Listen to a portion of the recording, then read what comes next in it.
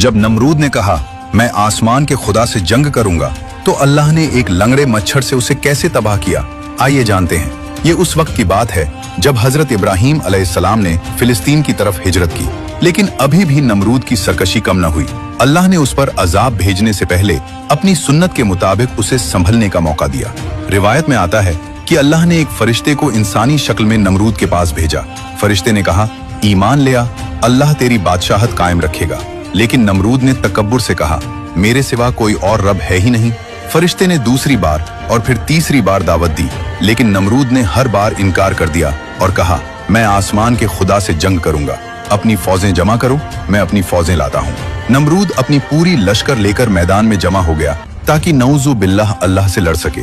अल्लाह ने उसके मुकाबले के लिए कोई बड़े फरिश्ते या तूफान नहीं भेजा। अल्लाह ने आसमान से मच्छरों का एक दरवाजा खोल दिया। मच्छरों की तादाद इतनी ज्यादा थी कि उन्होंने आसमान को ढांप लिया और मैदान में अंधेरा छा गया। नमरूद की फौज अभी कुछ समझ पाती कि इन नन्हे जानवरों ने हमला कर दिया।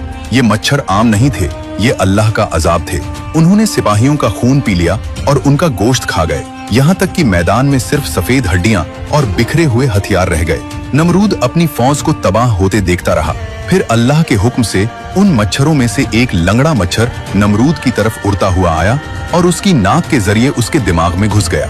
अल्लाह ने उसे ऐसी अजियत दी कि वो मच्छर उसके दिमाग के अंदर काटता रहता था। दर्द की शिद्दत से वो चीखें मारता था। उस बादशाह का हाल ये हो गया था कि उसे सुकून सिर्फ तब मिलता जब कोई भारी चीज जैसे जूता या चप्पल उसके सर पर जोर से मारता। वो अपने नौकरों के आगे गिड़गिड़ाता कि मेरे सर पर जूते मारो। जो शख्स खुद को खुदा कहता था, आखिरकार जिल्लत और दर्द की इंतहा में तड़प तड़प कर मर गया। बेशक अल्लाह सबसे बड़ा है और तकब्बुर का अंजाम हमेशा जिल्लत होता है। अगर आप भी मानते हैं कि इंसान कितना भी बड़ा हो जाए, सबसे बड़ा सिर्फ अल्लाह है, तो लिखिए अल्लाहु अकबर।